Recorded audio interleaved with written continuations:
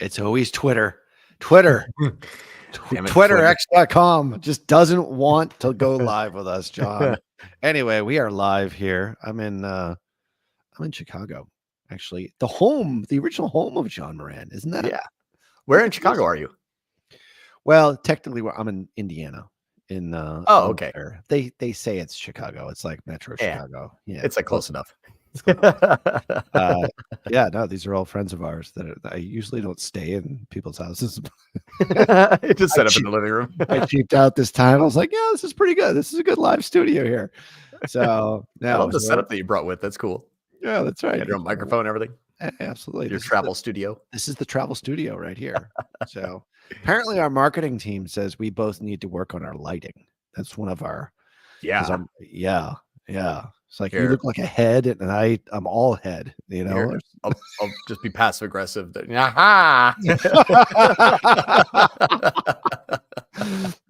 you look like a character from a horror movie. I'll just be the floating head of knowledge. The floating head of knowledge. Well, speaking of knowledge, we dropped some pretty heavy knowledge bombs last week, which is pretty exciting. Cloning. Doing lots of cloning. Like I feel like I'm back in 2017. I know, right? All of a sudden, it's like it's cool. And this is just as a general rule, like we said this last week. What's old is now new again. But stuff that worked for you maybe a year ago, 2 years ago, you have the luxury of being able to go into the laboratory and test all this stuff. Yep. But 2-3 years ago, or even 5 years ago, or 6 years ago, maybe you were doing things in a different way than you're doing it today. Always go back and see whether or not that is a viable way to scale to get better results on any of these platforms. And this one we're talking about here today is on Meta. Like when we used to do this cloning strategy, it was just Facebook. There wasn't even Instagram. Right. If you can believe that. So, stuff that worked in the past, and this goes for even creative. This is one of the things that I think our creative team found is that, a creative will work for a certain period of time, and that's like it no longer works. Well, if you wait a year and bring it back and it's the same product, oftentimes you can give it a second or third or even fourth life. Mm-hmm. So this strategy that we're talking about here today goes for all things digital marketing, not just the stuff that we're going to be diving in deeper on today's show. So excited to see what the results are here. Yep. So maybe you can give a little bit of a summary of what we discussed last week and how this is a continuation and what we're going to be talking about here today. Yeah, and I wanted to share some of the results as well, because a lot of times when you get the information from the from the internet and YouTube, a lot of the stuff is like, hey, I have this like awesome cool strategy, and then they produce content about it, and then maybe it works, maybe it doesn't. A bunch of people try, but fails or succeeds, yada yada yada. What I really like to do though is showcase the case studies. Case studies I think are the only thing that actually matter. Like you can come up with a strategy, but if it doesn't actually work, or you can't prove it, or you can't scale it, or you can't grow it, then it's an idea that somebody had one time that doesn't help anybody at all. Yeah. So I think that putting our kind of money where our mouth is, or sometimes our clients' ad spend where our mouth is, in order to kind of prove out the model and showcase that yes, this stuff actually does work. This is what we're pretty much all about: is walking the walk, and then also being able to talk the talk, and also be able to walk the walk. Yeah. So to recap the strategy, we're using a broad targeting, no advantage plus, customers excluded, sales focused campaigns. So it maximize conversion, essentially campaigns. So we're just going wide open, no bid cap, no cost cap. And we are pushing this. Oh, and by the way, if my internet drops, I'm in Florida during this hurricane. So I forgot to mention that. Everybody. Yeah. If I just drop off, I'll come back within about 5 minutes. So if I freeze, that'll be why. But I just want to let everybody know that in case I drop off, that is, I'm in Florida and it is wet here. Hurricanes going. It was a hurricane thing that went by there. Yeah. It's only category 4. So, hopefully I'm still doing this from my house with a roof, which is great. That's right. At least still here. Category 4. That's nothing. Right. So I forgot to tell everybody, if I drop off, I'll come right back as soon as I can. John will be back. It's not like you got carried away or like swept up inside the power cycles hurricane. Yeah, that's great. Yeah. Anyway, cool. And then you've got the mesh on top of that, which takes a little bit longer to actually kick in. So anyway, bear with us today. Yep, bear with us. Anywho, yes. So the way that it's a that's the structure of the campaign. And what we do is when we have new creative, it gets put into a new campaign. The new campaign has multiple instances of one creative, and then they're made to be cloned when it works and paused when they're not working. What's nice about this is if you look at just the last this last 7 days, what you'll see here that the ones that are on Haley, and then these are the ones that are working well right now. We have Haley C0 through C4, so we have technically 5 of them, and we're getting both in-app, and we're also measuring it in Wicked to see what is the NCAC based off of. We go Haley here, so I can see what the NCACs are on average. So this here is using a really strict accrual model, first click only click date in the last 7 days. So this is going to be extremely, it's going to look really bad, but that's the best way to do it. You have to take the average of all 5 sets. Right. When they work, and gets Haley or and whichever one's doing better will get cloned. So you see we have 5 ands. These were doing really well, both in-app and inside of Wicked. So and has been cloned yet again. And these just have started, I think, yesterday. So if we look, actually, here's what would be kind of fun. Let's just do this here. Let's just take Ann. So I spent $90 on it so far. These are just $100 today. Actually, it looks like it probably started late last night or today. So not enough information here yet, but if and when these start to produce results, hopefully we'll compare them with the other previous hands. And if they work, we clone it again. Right. And the target CPA again is 150 thereabouts or less.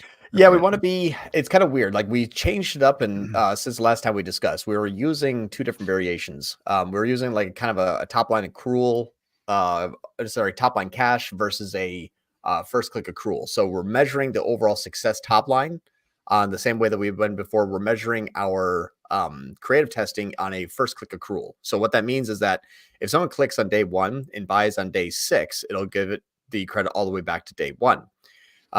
What's nice about that is what that does is it stops a second click from an ad earning the credit that it didn't earn because, or earning the ad that earning the credit because it didn't actually start there. It needs to earn the click and earn the sale, even if the first click and second click are from different ads. We always have to go first click because if we're going to clone it, the traffic's pretty cold, and that's what we're going to know that should hold when we start to clone. That's a strict way of looking at it. Exactly. And that's what's nice too, is if you look at the last 7 days, we've actually cloned Barbara. We have now C1 through we actually have C0 through C9. And Barbara is, what's crazy about this is since we've cloned it, you can see there's only 350 spent or 1700. And these are achieving sales here that are comparable to these sales here. Yeah. So it's kind of, it's starting off like this one here, the 6th one, all of a sudden is just, it's only spent 350, but this one has 5 purchases, which is actually, not too bad for $355 in spend. So that's what's nice is we're taking the averages of all the cloning.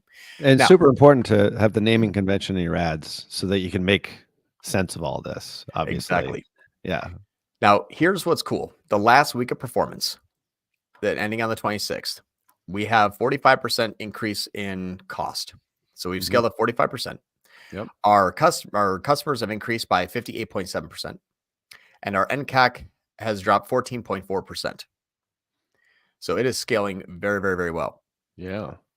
And now the top line is showing 20% more cost, 24% more customers, and a 10% drop in NCAC. Now, the reason why these are kind of split out is because we're also running 10K in Google. But what's interesting is you can see this one, guess what campaign in Google that is with an 18% cold traffic. That's Performance Max. Of course. Yeah. And so what's funny is we're spending just enough that if we look at our first click NCACs, we're within $20 of each other. That's all we're doing, because this is all of the people that didn't click on the meta ad, but then going into the website later on, or Googling the brand or whatever it may be, as long as our first click NCAC isn't outpacing our meta, which it is right now, just for this week by $20. But as long as it's at or equal to, we'll have a good kind of bolt on that shows, a better ROAS.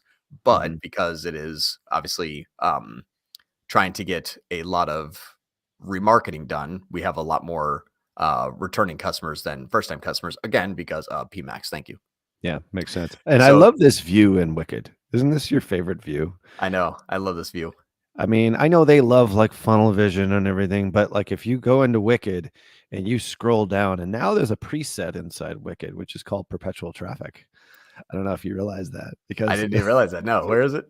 it's a preset. It's if you go into, I think it's on or attribution settings. Wait a second, without being in there. No, sorry, it's over on reports. If you click on reports, All and right. then let's see, cohort analysis, additional reports. Yeah. Is it in there? Oh, it's not in yours. Okay. I'll have to look for it. Anyway, Okay. I'll look at mine. I forget exactly where it is, but it's a preset for all the MPIs. Nice. You know, ECPNV, you know, NCAC, MER, all of that, all sort of laid out. So anyway, Well, there's two other things. One, I don't have access to the Amazon account, but I can tell you that Amazon has been having sort of record weeks and record days since start doing this. yeah, And so what's funny is our NCAC, we were trying to get like kind of below 200, but the colder that we went, and you'll see inside of here, our L1 is like 36% cold. Each time we're cloning, our L0s are staying like technically above 60% cold, which is really good. yeah, And as we started to do this, what we saw is two things. One, Amazon was doing amazingly because the colder that we get, the more first time that we get, the more people go and search us on Amazon because they don't know who we are. They don't trust us, but they like what they saw inside of Meta. So they go and buy it to get it shipped to them the next day on Amazon. right. But the second thing that I can show you is that since going from like basically a 30 and 40 cold traffic up to 60 at scale and then increasing 45% of our cost, our active subscribers is just continually going up. It's been fantastic. Our net gain loss is 127 new subscribers this last week, which is a 51% increase. Wow. So it's still just continually going. That's what's really nice is if we look at our NCAC, NCAC is okay, but our active subscribers average active days is 262. Yeah. It is fantastic. So that's what's really nice is our active subscribers are going up. Total new net gained. It's fantastic. So this is what's really nice about using this type of methodology, which is our global top line is actually getting better and is actually increasing our LTV. Yeah. So our CAC and LTV, our NCAC versus LTV, our NCAC is not under 200, which is what we were getting to when we were warmer, which makes a lot of sense because we weren't spending as much and we weren't scaling at 45% each week. But because we're scaling, our NCAC is held at 350. We're just making a lot more sales on Amazon and a lot more sales in continuity. So not necessarily being captured here. Interesting. So that's what's great. So why aren't you guys pumping the Amazon data into Wicked? Because I know it's like it's an additional cost because it's a whole other database. But is that the reason why, or is there's something specific around? We that? have a whole big spreadsheet of everything that we're doing. That we actually have a VA pump in all of those metrics so that we look at what is our total spend, total revenue, subscribers, subscriber revenue, NCAC for regular, NCAC for subscribers, and then broken down by Amazon, Meta, Google, and then even what Wicked says. So we have multiple different points of tracking. Yeah. So having it in here was not really needed. We were tracking it outside of it just because there is no really attribution, but we track that every week. It's something that we do monitor very, very, very often. So it's being enhanced, and they're doing well. Like, what percentage of their sales is actually coming from Amazon? About 40%. About 40%. Okay. Yeah, it's massive. Yeah, it's been pretty big. And that's what's nice is it's a massive improvement on Amazon, but it's also they're also subscribing to they're also subscribing like a subscription on Amazon as well. Okay. So that's what's nice is we can even see, I don't know why my analytics is all messed up inside of Shopify. What the heck? Shopify updated their user interface. Oh, it's like all sorts of messed up. How about that? Yeah, one of their data centers were located in Tampa. They have to reset everything. Oh, so that's so weird. Okay. Anyway. Yeah. So it's good. So anyway, so they're making money on both sides of the equation, really, here. And are you doing any paid advertising on the Amazon side with these guys or no? Just brand. Just brand. Yeah, just branded. So if you went to Amazon and typed in like any of the brand names, then that's like 80 to 90% of the spend. Now we're not scaling it up, it just becomes more efficient. But we're making total amounts more sale on Amazon. the total amount of sales on Amazon is continuously growing. And after we started this, it was, you can kind of see the lines kind of like doing this, and all of a sudden it's like, it like just started like, you see the jumps. So at that point, we're just like, all right, we're going to add a ton of more ad spend per week. So we increased by like 20 grand. And what's nice about this is each time that we clone, and we have one scheduled here. So the one that we're trying to develop a cadence. And so this is a new ad variations. These are all scheduled to go live, all at $100 per day. Yep. But we have 25 new ads going live on Monday. That's $2,500 more per day. Like, this is a very, very, very aggressive scale. And so far we're getting cheaper NCACs during that scale. So I think it's a pretty proven model, at least for this client here, but it is something that I can't see a fault for it. What's nice is the averages of 5 is something that is really unique, because you might have like 3 winners and 2 losers. But that's okay. Like, the averages between those 5 is, if it's below a $300 NCAC, we clone. So if you have 5 after 4 days, if it's below $300 NCAC, it gets cloned. Then we just continually do it. So we don't have to necessarily wait to shut off one before we can reallocate spend. If something's doing well, it just gets cloned again and again and again and again. So you don't actually need to necessarily continually produce creative to scale. You just have to continually check in and set your rules and your thresholds. And so what we're doing, let me just I'll share with you the how we are making our judgment decisions. And this is another sheet that I think that if everyone wanted to follow this model, so I'll share screen again. Yep. If everyone's gonna be following this model, this is kind of what we're looking at here. So these are the NCACs each week. So this is performance. So we have our ad, and we have what campaign it's in. Yep. And right now status is off because it was above 300. This one, Diane, is on, below, above, and above. But now this is the action. These are new. But now this new one here is already beating these new ones here. So right now, Kim and Haley are not doing well. Anne is doing good. Liz is not produced anything so far and has spent 500. So it's actually doing the worst. So what's nice is, if we look at each week, it's like, okay, we have 4 ads that we can clone. So now we got 20 more ads. And then we have 2 that we have to pause and then clone another one. Now we have 25 more ads. So we have 25 clones and 10 shut off. So we're still heading in the right direction. So that's kind of how we're looking at it: is first click accrual, 7-day look back, and CACs inside of Wicked. If it's below 300, it gets cloned. If it's above 300, it gets paused. Gets scaled. Yeah. Exactly. Because then you can see what the spend versus new customers, like, yeah, these are all great. Like, let's continue to clone them. Perfect. So it's a really nice, easy way to kind of take everything out of the reporting tool and put it in there and just set up your rules. If it's above, if it's below, this is what you do. And you can essentially hire an in-house talent to just continually monitor and optimize these. So it's, once you set up a really good threshold for benchmarking, it's just continued. Yeah. No, it makes total sense. And the strategy is, you are cloning the ad, not the ad set. Or are you? We're cloning the ad set. Okay, it's the ad set, but each ad set has an individual person on it. Whoever the spokesperson is for that particular ad. So you are actually cloning the ad set. I think there was a question that was, which are you cloning? Yeah. So 1 ad per ad set. And it's ABO, so it's ad set basically optimized. So as soon as that ad is showing, good performance, that ad set that has that ad in it gets cloned, and whatever it was spending is now doubled. Yeah. Have you tried this against just budget scaling, like, as opposed to clone scaling? Just good old clone scale. I mean, oh yeah, tripling your budget, like doing any of those sort of radical things. Like, if you're duplicating it 2 or 3 times, like, what would happen if you did the same thing? Like, in essence, you're just adding budget. Like, you've got $100 a day, you clone it 3 times. What if you just took that $100 a day and made it into $400 a day? Yep. So a few things. We've tried every scenario that you've mentioned.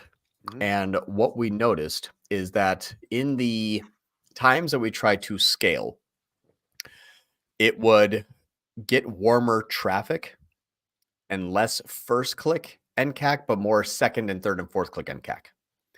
So what we end up finding is that as you add in more ad spend, it's almost like in a L1 model or Advantage Plus model, wherever there was good traffic, Meta kind of knows that there's a bank of traffic here. And if you say increase ad spend there, it's like, just and it gets just, more of that it as just, it opposed to gets going more of out that. finding Right. other areas. Yeah. Right. And then we said, okay, well, what happens if we introduce new creative? Then what ended up happening was there was a good performing ad with half warm traffic. We produce new creative. That would be 80% cold. After 2 to 3 days, it would drop down to 40% cold. And then that would be the winner. The first click NCAC sucked, but the click attributed cash basis looked great. So it's like each time you produce a new creative, Meta just takes its chunk of people it already knows and just reallocates it for you. Right. So the only way that we found out how to get this to like at least 60% plus cold traffic continuously at scale is by cloning it, but also not allowing it to have, any sort of like Advantage Plus and anything that it can basically try to take back the control. So I force spend on it and look at it. So I force spend on it, so it has to go to cold traffic. And then I, when we're cloning it 5 times and also using non-Advantage Plus, it's something where it's measured by if this is cold, if this is the first time they've seen it, if it's the first time they clicked, and I have 5 data points for each ad, I have enough to say it's either collectively good or collectively bad. Right. And it's worked so far perfectly 100% of the time. Like there has been no fault. It's either a complete 5 and it's a pass or fail. If it's pass, it can be cloned. So far we've cloned it 15 times so far without having any sort of diminishing returns. And these are massive audiences. This is open targeting. It's like what, 300 million? Yes, if you ever it's crazy. Yeah, absolutely crazy. So like if you understand, you sort of reverse engineer that. When you start an ad and it does well, like in that 300 million, I always sort of think, all right, well, that ad found this little pocket right here. And that little pocket might be cold, but to start, but the more budget you give it, it's going to say, oh crap, I got to find more people that look like that. Now I'm going to go after the warm audiences because you've already trained it. And it's like, what's the easiest path for me to get more conversions is to go after people who have, are obviously you're using exclusions here, but we know exclusions don't necessarily work. And really creating exclusions, they're going to go find people that have maybe bought before, familiar with your brand. But by cloning it, you're saying start another circle somewhere else within that pool of 300 million. And that's what makes the strategy work. And they're finding cool people there in a different spot. It's like you find a fishing hole that works. You stay there all day. You just keep adding bait. You're going to catch a lot of fish, but you might catch a fish and then release it and then catch the same one again. You need to go to a different part of the pond to find different fish. Exactly. So like logically this makes sense. And this is so cool because it's like we didn't really know until we had these NCAC versus all CAC or percentage of cold versus warm. We didn't know what we were doing 5 or 6 years ago. We were doing right. But now we actually do because we've got the data that shows it. It's like, oh, all of a sudden you add more budget, you're just getting more warm. But when you go, you actually duplicate it, clone it, start in a different area inside that huge pool of audience. You're actually working with the algorithm to find the people that have never actually interacted with the brand before. It's now it makes total sense. But before I didn't know why it worked. Now we kind of know why it works. Right. And so that's what I like about this whole situation is the being able to kind of take it back from Meta means that we're able to scale without having to, just end up paying more than everyone else because we're going up against like the powerhouses of the industry, like everyone else is. But that's also why everyone else can't scale. It's like the powerhouse is like, I'm going to take 9 out of 10 and here's your 1. Like it's as soon as someone starts to interact with an ad, it's a no holds bar through Advantage Plus of, hey, Ralph click on an ad. Hey, everybody that's selling something close to it, everyone target Ralph. And now you're just a free for all of ads. And it's and that's usually why creative wins. Yeah. But if the creative is actually working well, I should be able to kind of outpace and outscale, hopefully that a bit, because if I'm continually adding in more and more audiences, I'm capturing more of the. I'm still doing demand capture. It's not demand generation because it's right now. If you have a pet that has kind of these issues and you want that supplement, which is a lot more than what we're able to tap into so far. Like our scale is fairly high. Our market cap's really big because it's like any dog over 7 essentially. So millions and millions and millions of people, but that's what we are able to now force ourselves into tap into rather than just getting a finite group of audience to be reallocated to the new ad that we had. And it's just, it's when you look at it through Wicked has been so helpful because the differences between the first click and cash and first click accrual, like I'll share screen real quick again. This part here, if I look at this filter, this is first click only. Now you'll see like $300. Let's do the most recent one, $492. And if I look at this on a conversion date, full funnel, the 492. Did I say 392 or 492? I think you said 492. 492, yeah. On the newer one here. It's loading. It's loading. There we go. So it's this one here, 922. If I look at that one, it's 469. Okay. So you'll see that it starts to get more secondary clicks. So 469. If we look at this one here, click date on first click, 469 versus 492. So this in a blended environment looks better. I don't care. I don't want blended environment. I want the first click. I want this to look as worse as possible. Because if this is going to earn some secondary clicks from this one, this still does not tell me if this creative testing is working or not. Got it. Because it's now warm by the time it's got there. Right. And so so then we dive into it and say, okay, which is our winners and which is our losers. And then you can kind of see, and that's where we had to collectively say, okay, how's Ann doing? And Ann after 5 is 5 to nothing to 2. Okay. Does that collectively fall below a $300 NCAC? If yes, clone. That's it. Yep. So it's kind of cool stuff, but you can see how, Haley here, for example, is 500, 126, bad, 500, 250. Yeah. Again, it's not doing the great. Right. So it's probably not going to be cloned. And so you just have our strict rules and you measure top line. Yeah. It's a very, very simplistic way of doing it. And there's going to obviously be winners and obviously be losers. You create 10 ads, 5 will win, 5 will fail. Great. We're expecting that. Well, this strategy, before we get to questions, and appreciate everybody putting your questions in wherever you're watching the Tier 11 live here,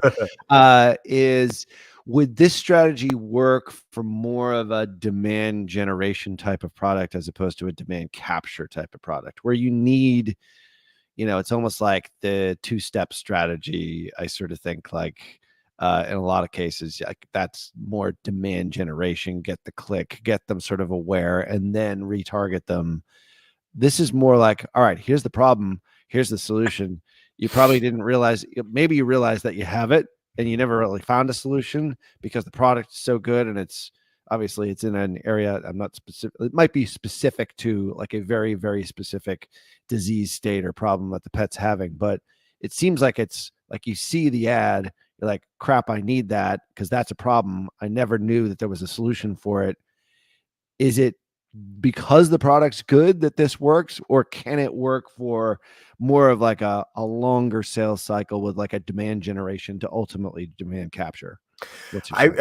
I wouldn't say that this is like it's a supplement to help dogs joints, and immunity. So it's not like, whoa, you guys have like the shit. It's like, it's kind of like, if you're to a layman, to a layman person that doesn't know what this is, it's like, all right, cool. It's a dog supplement. It's a vitamin. That's it. So it's not like, groundbreaking where we have, figured out how to clone the Mona Lisa. It's not like amazing. So that's what I do like about it though, is like for a mediocre product to your first inclination of what it is, it's not groundbreaking.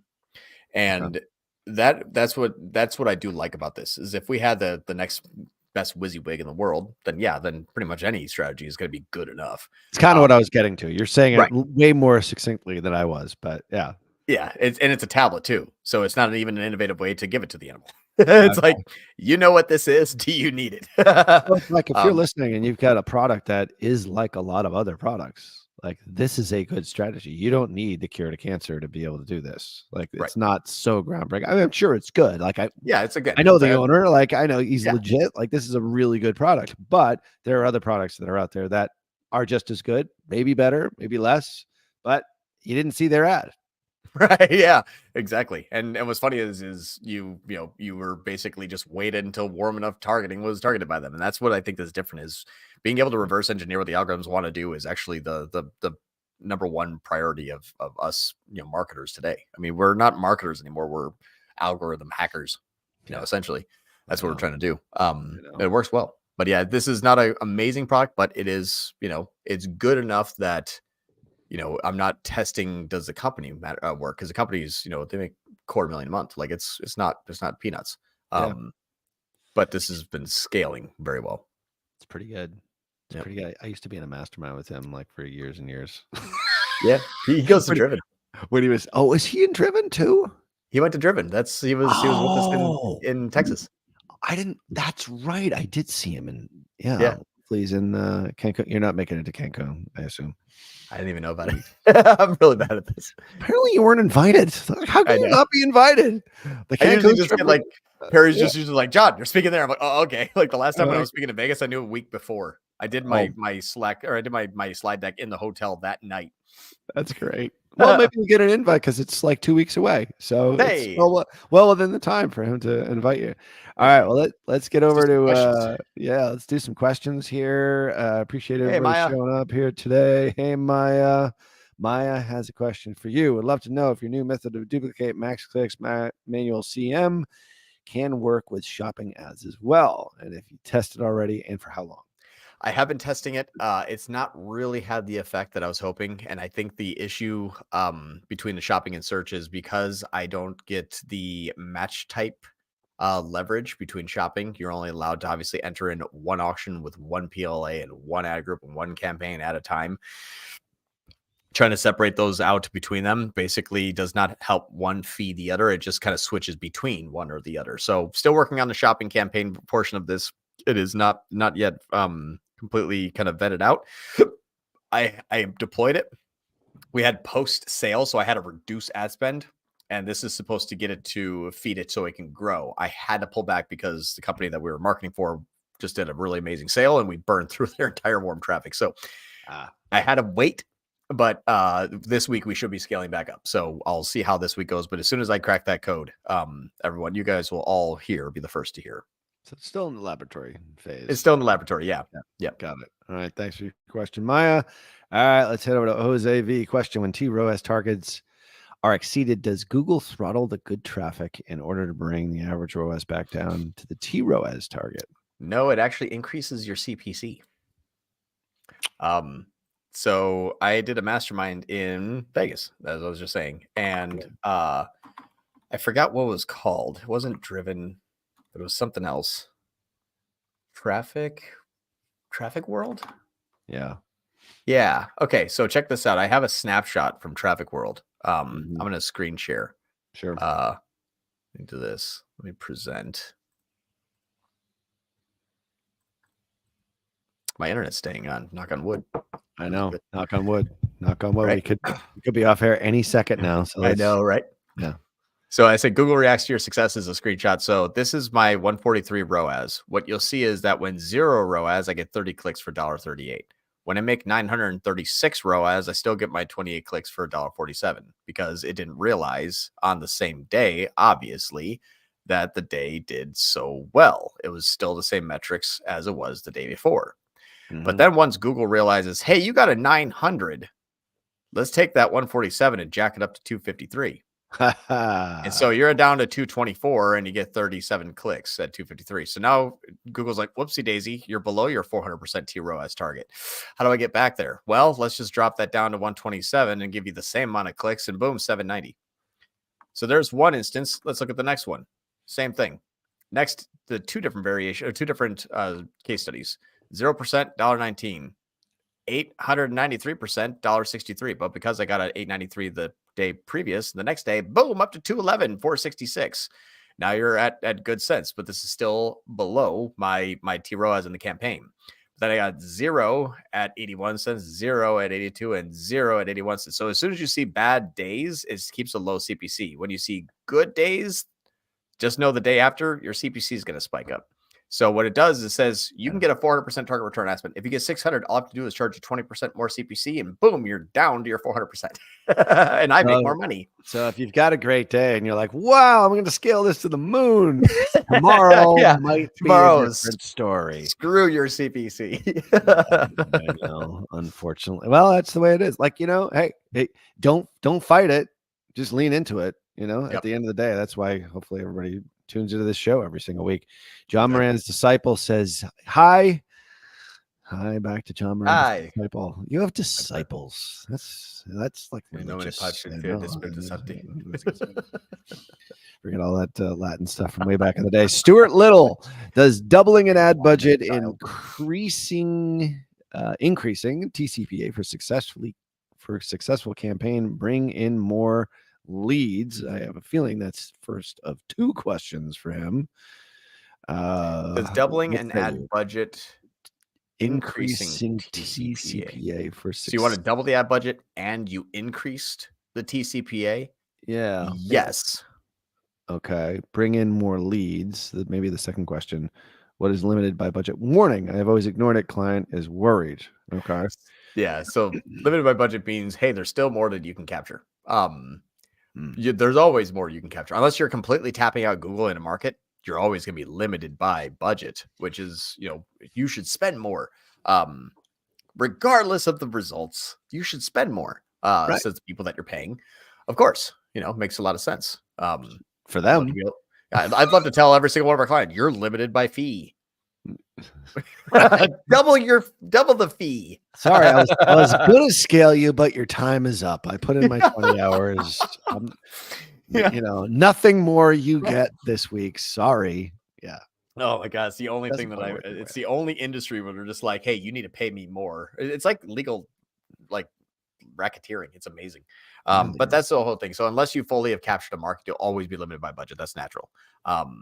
It just believes it can spend more for at or better or about similar kind of same results. So don't just tell the client, if it's really client, click on, if they're really worried, click on the limited by budget, see what the recommended is. If you're spending like $400 a day, it's probably gonna be like, you can spend $2,000. Like, yeah, sure. If you don't want to worry, we just, 5 extra budget like today.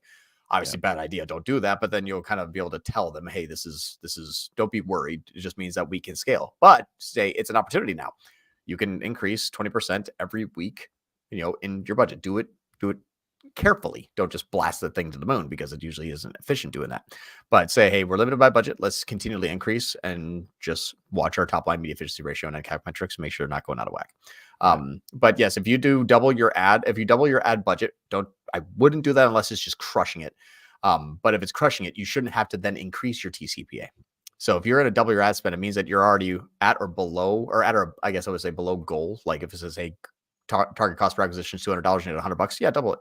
Because if you only need to get 200, that's fine. But if you're at 200 and you get 200, don't double it, because then it's just never going to spend. You got to increase it to 300 or $400, which you're probably not going to get as much traffic. What that means is that if you take your target TCPA at $200 and you stick it up to $400 and you double the budget, you're going to get 20% more traffic at 85% higher CPCs.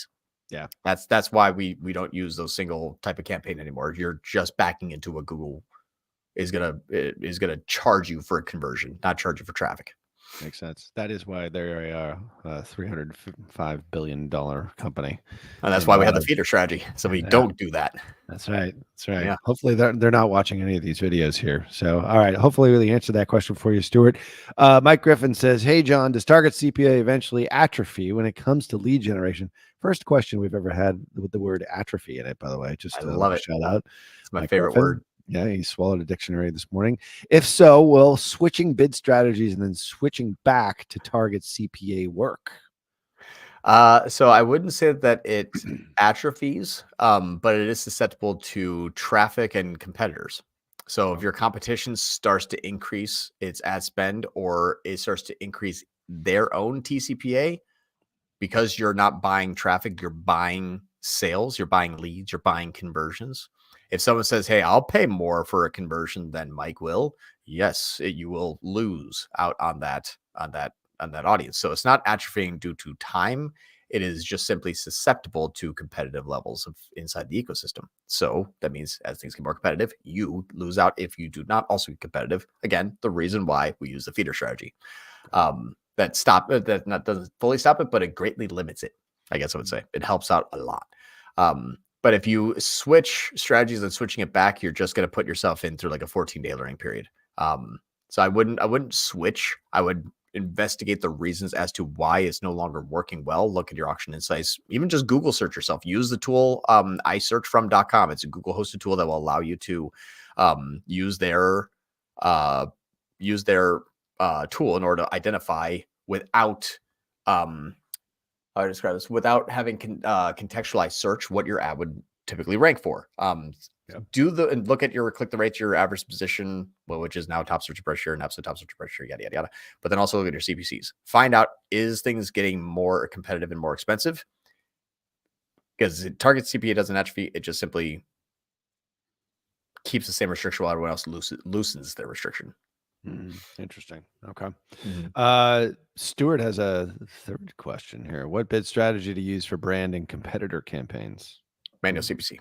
No eCPC. Yeah. And if you don't, and if that doesn't work, I've had that happen sometimes where it just doesn't work, then target ROAS, but like at 400% and 500% for your brand. Competitor campaigns, I would do nothing but manual CPC initially. You know, we haven't talked about in a while is the taking out the conversion event strategy. Anything to update anyone on for that? That's kind of the feeder strategy. You take out the conversion. Yeah. Okay. So that on your max clicks, you remove the conversion action from there, so that when Google identifies that person can be monetizable, it defaults it to the campaign that has a target return on investment or a targeted cost per acquisition. Got it. Okay. I think we talked about that in the first couple of weeks. I didn't realize you had actually merged the two strategies together. So very cool. Yep. All right. So we haven't missed anything. We're right up to speed. Yeah. Burton F. Campbell says, part 1, with regards to your latest feeder sacrificial search campaign combo. I like that. Yeah. I've got a cold TCPA search campaign A with exact match only. That's a grind to scale. I've got a cold TCPA search campaign. Oh, so yeah, I wouldn't do a TCPA with exact match. Those things are not going to scale. What you've asked Google to do is say, I need Ralph to be at the point of conversion that I'm willing to pay for, and don't bid on Ralph unless he searches these exact words or very, very, very close variation of it. Yeah. So it's like you're limiting yourself. Yeah. You'll have a 10,000 ROAS like once. You'll have a great first day. Yeah, you'll scale that thing to the ceiling, not the moon. The ceiling of that particular Tuesday, and then Wednesday will look pretty crappy. That thing's gonna scale to your knees, like moo. One of my favorite online personalities here, John Moran's disciple, has a question here. We have sacrificial and disciple. This thing is just going to be like a full religious live. Yeah, we are getting very religious here. Well, you're talking religion. You know, Google Ads is a religion to a certain degree. All right, I'm gonna name the next one the burning bush strategy. Like the burning bush strategy. Parting the Red Sea. That's right. All those biblical references out there. Oh my gosh. All right. The sheep herder. Exactly. For standard shopping is having a higher ROAS target, for example, T-ROAS above 400% at volume achievable, or has the loss of attribution in Google's price fixing killed this expectation? Yeah, it's I have campaigns that are doing 400% and above in standard shopping. They're 20% of them. The majority are not doing that. I would say that it is possible and even sustainable to do that. The problem, though, is that you're going to have to hyper segment out your products. So you want to have products that are, your top performers that you've been scaling for some time, that you've optimized the price, the image, the feed, the audience. I mean, the landing page. This is much more than I have a kind of a halfway decent website. How do I get a 400%? Like the work has to be done all the way through. Like, are these people getting attentive emails after they've left your website? Like you have to be done all the way through the entire funnel for this to be sustainable. So do the work outside of Google Ads so that Google Ads can benefit from the work.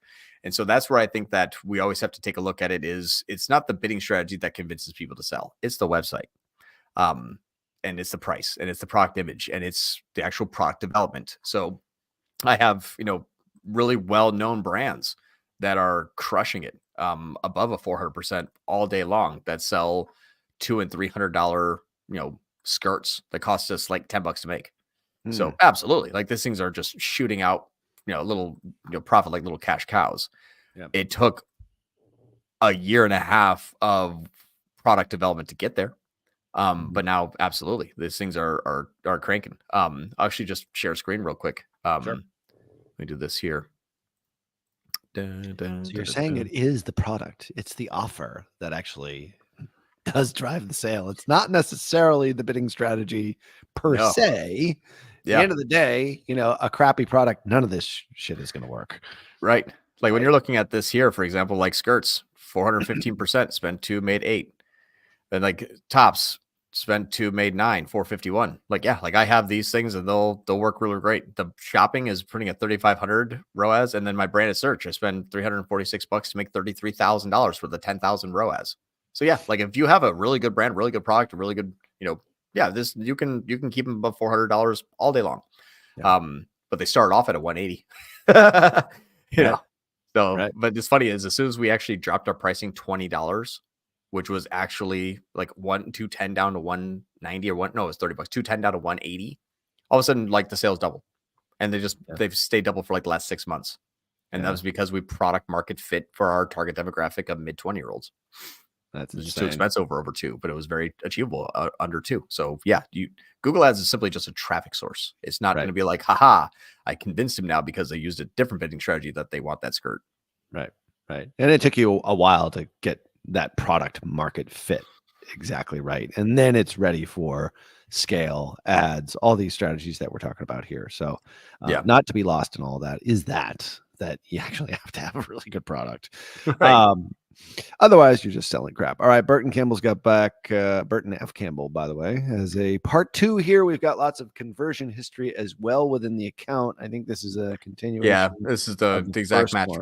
Yeah, exact match TCPA. Again, I would say you may, and it will be very, very efficient. That's what I'm saying. That the campaign is going to be fantastic in terms of performance. It's just not going to be fantastic in terms of volume. Right. So if you're doing a TCPA, do broad match and then a max clicks on exact, but you can't maximize conversions, your max clicks, or maximize conversions. Sorry, your max conversions. Okay. Don't maximize conversion, your exact match is what I'm trying to say. It's too narrow. You're not letting Google do anything besides just wait until it knows and a person searches, which is like 2 ships passing in the night. Like usually it's, I know, but they're searching the wrong thing. Yeah, right. Got it. Okay. Part 3 of this, I need a feeder campaign B, max CPC, max clicks for the exact match, and a secondary conversion action attached. Yeah. So I would say, take your TCPA campaign, turn it into broad match, clone it, take that campaign, put it at 20 to 25% of the budget incremental to your TCPA campaign, use that on max clicks and exact match, and then use a secondary conversion action for that campaign. And if you missed all that, watch the replay and do it at half speed. That's the only way we're going to be able to get through all these questions. Burton has part 4. We're really, Burton, you don't get a part 5. Part 4 question. How do I implement your strategy with my current setup and not kill what's working? I don't know what your level of sophistication is as to what I instructed you guys, or what I instructed you to do. But if you follow what I just said, you should be able to good to go. If you don't know that, sounds like you need an agency. Yeah. All right. Well, tier 11 is looking for clients. You may or may not. Well, you'll get John as a strategist. That's for damn sure. All right. Very cool. Dylan Fetch, what conversion action do you usually optimize your top of funnel campaigns for, especially if the number of primary conversions is low? Yeah. So top of funnel, I mean, I always only measure bottom of the funnel conversions in app. Mm-hmm. I really don't measure things that are like, landing page views and that kind of stuff. I always do bottom of the funnel. All of the stuff that I do for top of funnel is not measured in app. YouTube can say I made 0 sales, or can say I made 100 sales. I still don't care. So top of funnel is not ever measured in app because there is no platform that can measure top of funnel, true top of funnel, to the actual conversion 7 to 10 days later. It doesn't exist. There really isn't even a third-party tool that could do that very well, unfortunately. So if you're thinking that, think of this into consideration. Will this tool that gets the first view of a commercial, YouTube or meta video, and 17 days later be able to say they Google the brand and converted and go all the way back to the first day of the first view? Doesn't happen. But though that's what you need to do to scale. Period. So that's the problem, is what looks horrible, what looks the worst, and what never gets counted is the most important thing to actually do. They always joke around and say, what's the cost per click of a Super Bowl commercial? So, ROAS is 0. How do you measure? It's like, how do you measure that? So it's the same way. So if you have, why do they sell out every year though? Because exactly, big brands know something. Exactly. Big money is not dumb. And so that's what's important, is everyone else has figured this out. That's way above us. They've all got this worked out. I'm taking everything that they measure and bringing it down to all of us here and applying it to our day-to-day lives. And so when you're looking at top of funnel, don't measure it by anything purely than NCAC and MER. If you're scaling your top of funnel and your cost per acquire first-time customer is increasing and it's been 2 or 3 weeks, it is not working, period. You cannot convince me. Trust me, your bank account's actually bigger than what it says. No, it's completely false. If it's not working, it's not working. It's very simplistic. Yeah. I mean, I think it's, you show the graphic of the different platforms and which ones actually are top of funnel that get actual measurement. And it's Meta and it's YouTube, but it's mostly invisible because you just don't know. But like if you increase that spend and then all of a sudden 2 weeks later, if you've got a 2-week buying cycle, all your Google search or your branded search all of a sudden is getting all this last click ROAS, then okay, what did you do 2 weeks ago? Right. I even shared on this live when we scaled that tea infusing company. We put $150,000 into YouTube and the ROAS went from 0.9 to 1.1. Top line media efficiency ratio went to 3.5 and we scaled 6x in 2 months. But Google's like, oh, that didn't work. Right. Yeah. Google says, that campaign sucked, when in fact, it actually Performance Max did so much better. Yeah. Performance Max is really the campaign that did it. So, all right. Well, let's never forget that. So there is sort of some invisible, you need to be able to have that kind of insight. That's why I love that shot on Wicked, where you actually see all the different platforms working together. And that's how you that's why, MER is so much more important than in-app metrics. It's because you have to look at things more of a global basis, but you have to look at all the platforms and how they're working together. Right. But it's a little bit more of an art than a science though, because there's no real click to be able to measure it. So anyway,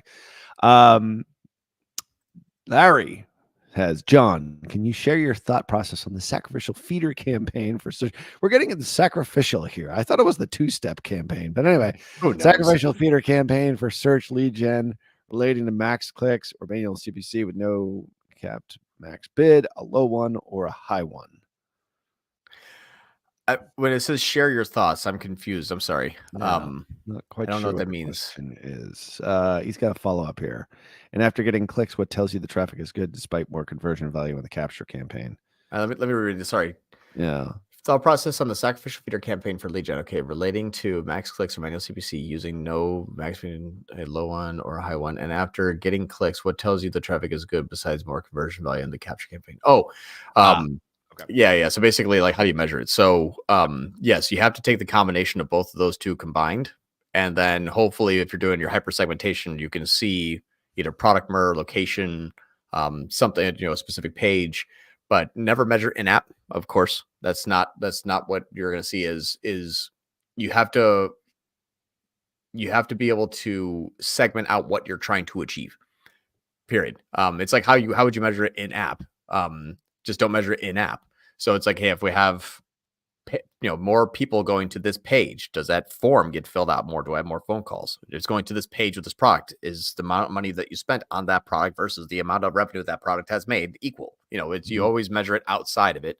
But if it's more of just like, hey, I'm using every broad keyword and sent to my homepage, then that's not going to produce anything that you can see. Then just hopefully they're all the same type of leads or same type of sales. But hopefully you have it segmented out in somewhat of a way that you can measure on the back end if it's working or not, to say, okay, that's my NCAC on that campaign is. And that's where you have to look at that. So always measure outside of it. In-app is simply just trying to manipulate the data that it can see for the benefit of outside measurement. So if you're having half of your attribution and you're getting 50, or if it's a good rule of thumb, if you're getting half of your ROAS measured, which means top line has 400% ROAS, in-app has 200%, then 200% in that campaign means 400. Just don't have that go down to like 180. Makes sense. Keep it benchmarked. We have way more questions here that came in late, so we're going to go rapid fire here with 3 minutes left, because I have to talk to my attorney in 3 minutes, which is going to be a lot of fun. All right. This is a question for John Moran's dog.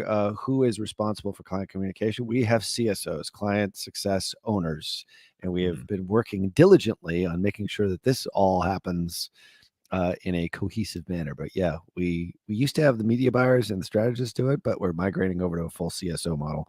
It's a little bit more expensive, but it ultimately works and it creates a lot of retention.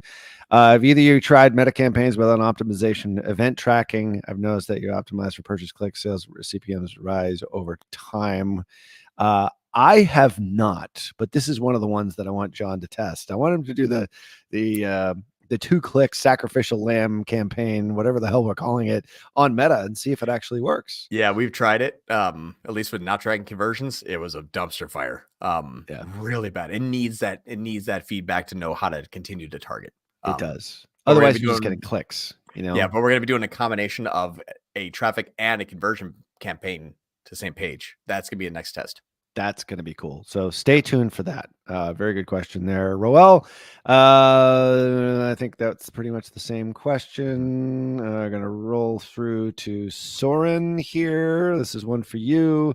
Good researchers to learn YouTube ads and to optimize over time. I'm aware of a long-term bid budgets. Do you know of a good resource? That's kind of why I started the YouTube channel. I couldn't find any actual good resources besides like just regurgitated ChatGPT stuff. Yeah, it's true. I mean, Tom Breeze, I always really like, but I don't think he goes into the weeds as much as we do here. So stay tuned for more of that. Hunter Masters Music, new YouTube campaign for sale. What audience targeting would you start with? Broad demographics, custom segments, or interest life events? A new YouTube campaign for sale. Okay, sales audience targeting. So I would do custom segments, keywords. I'd also do custom segment, interest or purchase intention. I'd do those two first. Those are going to be the highest intent-based targeting you could do first. Okay, good. All right, we are going rapid fire here. I have issues with audiences not working. Believe it because it's lack of content mode. I installed CookieBot, but not sure if my remarketing will work. All of a sudden, any tips? Consent mode. So no, I don't think consent mode should be having that issue right now. I have a ton of accounts that don't consent mode that are having no issues with remarketing. I would just reach out right away to the Google Tag implementation team. That's the team that will be able to help you. It's a free tool, and they'll schedule an hour with you, and they'll do it all for you live with you in that 1 hour. But I would just, because we don't have time to dive rapid fire into like all the tech structure, I would just reach out to them first. That's the fastest way before banging your head against the wall. Got it. All right. We probably got time for one more here. I apologize for everybody. I have no idea we had so many comments here. So sorry. This is one We're for getting you. popular. I know. Anthony asked, in a similar industry as the outdoor kitchen company that you used, for example, a while ago, what is an expensive product to just buy it now online? What works best for products like that? Expensive kitchen product. Yeah. In a similar industry as the outdoor kitchen company that you've used as an example a while ago, that is an expensive product to just buy it now online. What works best for products like that? We don't actually sell that online. It's all lead generation because they're custom built. What's the good thing that actually medical equipment? People will buy 20, 50, 80 to 100 grand inside of their cart and click checkout on $100,000 worth of medical equipment. So if you can sell that, that works really well. That's pretty good. All right. It's not for everyone. Usually you need some kind of lead, some kind of, precursor to the big sale in order to make that big sale online. Last thing, 33 Big Money. I just want to hit that one real quick right before we go because we're a minute late. Says, but isn't higher CPC the reason why you got a conversion that day? No, if you look at that graph, we actually got conversions at the same CPC. It was only the next day that the day after the good day, that's when my CPC increased. Cool. Got it. All right, cool. Well, thank you everybody for showing up this week. For those of you who didn't get your questions in, definitely show up next week. Ask them first, and I'll be better at speeding through them. We are getting popular here, John. I guess we're I actually know. doing the right job. It's So, hard to do teaching and Q&A all in one, but we're I getting through it. know we're getting through it. So I appreciate y'all. Thanks, John Moran, for an awesome Tier 11 live. We'll talk to you guys next Fun week. stuff. Thanks, everyone. See y'all.